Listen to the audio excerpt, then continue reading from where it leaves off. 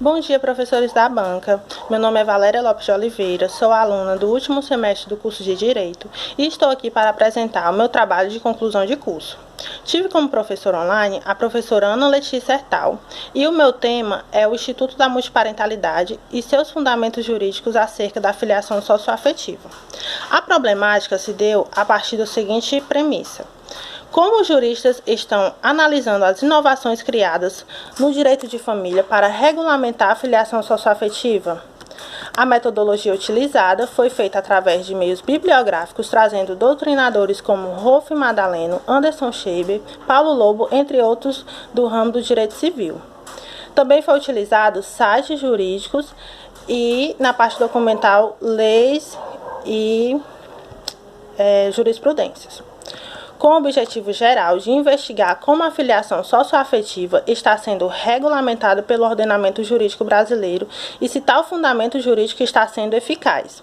O trabalho foi dividido em sessões. Na primeira sessão, foi apresentado a evolução da família. E também foi apresentado os principais tipos de família e os tipos de filiação. A primeira legislação que tratou sobre a família foi o Código de 1916 e também, em seguida, a Constituição Federal de 88. E mais adiante, o Código Civil de 2002, em seu artigo 1511. Os principais tipos de famílias foram a matrimonial, a homoafetiva, a monoparental, anaparental, a reconstituída ou pluriparental. E os tipos de filiação é a biológica e a socioafetiva. Sobre a filiação biológica, Anderson Scheiber declara que ela consiste na relação de parentesco que se estabelece entre pais e filhos. E sobre a filiação socioafetiva, o doutrinador Cassetari discursa que pode ser confirmada pelo vínculo de parentesco civil entre pessoas que não são biologicamente vinculadas, mas que vivem como se fossem parentes em decorrência do grande laço afetivo entre eles. A segunda seção traz os princípios norteadores do Instituto da Multiparentalidade, qual seja a dignidade da pessoa humana, a igualdade entre os filhos, a afetividade, a pluralidade de entidades familiares, do melhor interesse da criança e do adolescente, podendo destacar o do melhor interesse da criança e do adolescente e o da igualdade entre os filhos. Sobre a igualdade entre os filhos, o autor Tartucci explica que, juridicamente, todos os filhos são iguais perante a lei, havidos ou não durante o casamento. Essa igualdade abrange os filhos adotivos, os filhos socioafetivos e os havidos por inseminação artificial heteróloga. O outro princípio, que é o do melhor interesse da criança e do adolescente, traz em seu artigo 3º do próprio ECA, prevendo que a criança e o adolescente gozam de todos os direitos fundamentais inerentes à pessoa humana, sem prejuízo da proteção integral, assegurando-lhes por lei ou por outros meios todas as oportunidades e facilidades a fim de lhes facultar o desenvolvimento físico, mental, moral, espiritual e social, em condições de liberdade e de dignidade. A última sessão fala sobre os fundamentos jurídicos da filiação socioafetiva. Sobre o conceito de multiparentalidade, os autores Pablo Stolz Gagliano e Pampona Filho discursam o seguinte: a multiparentalidade é a situação em que o indivíduo possui mais de uma mãe ou mais de um pai simultaneamente, gerando efeitos sobre todos eles, certo? E entre as legislações que regem a multiparentalidade, podemos citar o artigo 1593 do Código Civil de 2002. Deve-se lembrar ainda da Lei 11.924 de 2009, que dispõe sobre o registro da dupla maternidade ou paternidade, que foi criada para o enteado ou enteada pudessem adotar o nome do padrasto ou da madrasta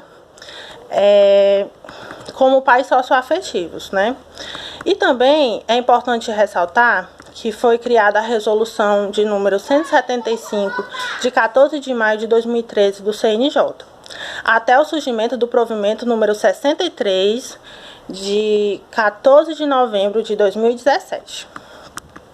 Nesse sentido, vale mencionar o artigo 127 da Constituição Federal de 1988, que dispõe que o Ministério Público é instituição permanente, essencial à função jurisdicional do Estado, incumbindo-lhe a defesa da ordem jurídica, do regime democrático, dos interesses sociais individuais indisponíveis.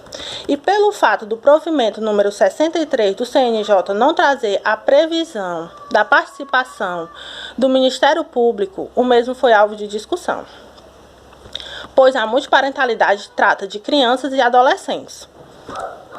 Esse provimento foi criado em 2017 pelo CNJ, com novas regras para emitir certidão de nascimento com o procedimento de registro extrajudicial da filiação socioafetiva para maiores de 12 anos, facilitando assim a multiparentalidade. Ricardo Caldeirão, vice-presidente da Comissão de Assuntos Legislativos do Instituto Brasileiro de Direito de Família, destacou na época que o provimento surgiu como um avanço. Já Oliveira criticou o provimento, explicando que, além disso, os filhos maiores de 12 anos deveriam expressar seu consentimento, artigo 11, parágrafo 4º, o que, por óbvio, indicava que os menores de 12 anos também poderiam se submeter ao reconhecimento extrajudicial, sendo desnecessário seu consentimento. Por haver tantas brechas na edição do provimento número 63, foi necessária uma reparação em seus artigos, né? Não excluindo de forma definitiva, mas com algumas alterações pertinentes ao seu texto. Por esse motivo, em 2019, a Corregedoria Geral de Justiça do CNJ editou o provimento de número 83, que alterou o provimento de número 63, referente ao reconhecimento extrajudicial da parentalidade socioafetiva, trazendo novas diretrizes para a multiparentalidade no registro civil. O autor Tartucci citou alguns pontos do provimento 83, que alterou o artigo 10 do provimento 63, que passou a ter a seguinte redação: o reconhecimento voluntário da paternidade ou da maternidade socioafetiva de pessoas acima de 12 anos será autorizado perante os oficiais de registro civil das pessoas naturais. Essa foi uma das principais modificações a ser destacada, pois a regra anterior não limitava o reconhecimento extrajudicial quanto ao critério etário. Esse benefício atinge apenas os adolescentes, como pessoas de 12 e 18 anos, e adultos. Para Oliveira, atendidos os requisitos necessários, o registrador, em vez de deferir o pedido, como anteriormente achava ser regulamentado, deverá encaminhar o expediente ao Ministério Público para parecer. Isso está no artigo 11, parágrafo 9º. Esse artigo foi dividido em 3 incisos. O inciso 1 diz que, se o parecer do Ministério Público for favorável, o registrador realizará o registro da filiação socioafetiva. Inciso 2. Se for desfavorável, o registrador não procederá ao registro e arquivará o expediente. E comunicará também ao requerente, né? E, em caso de dúvidas, encaminhará ao juiz corregedor. Essa colocação conduz ao entendimento de que o Ministério Público visa conferir a normalidade na realização do procedimento, produzindo sua avaliação que determina se o registro será ou não realizado, pois depende do seu parecer, e se existindo alguma desconformidade com as regras, o caso seja avaliado pelo Judiciário. Ainda nessa linha de raciocínio, o menor precisa ter seus interesses protegidos, e essa é a função do Ministério Público. E permitir essa intervenção através do provimento número 83 trouxe alterações positivas.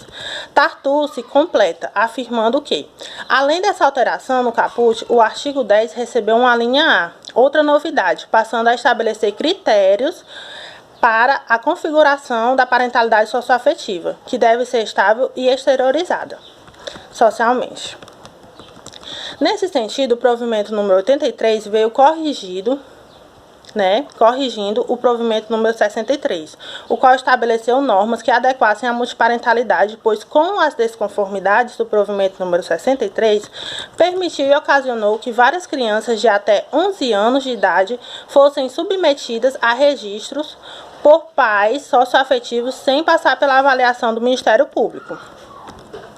Os efeitos positivos foram que os provimentos números 63 e 83 do CNJ excluem de vez as burocracias que estavam sendo levadas ao judiciário e que agora, na maioria das vezes, os casos de filiação socioafetiva estão sendo resolvidos de forma extrajudicial.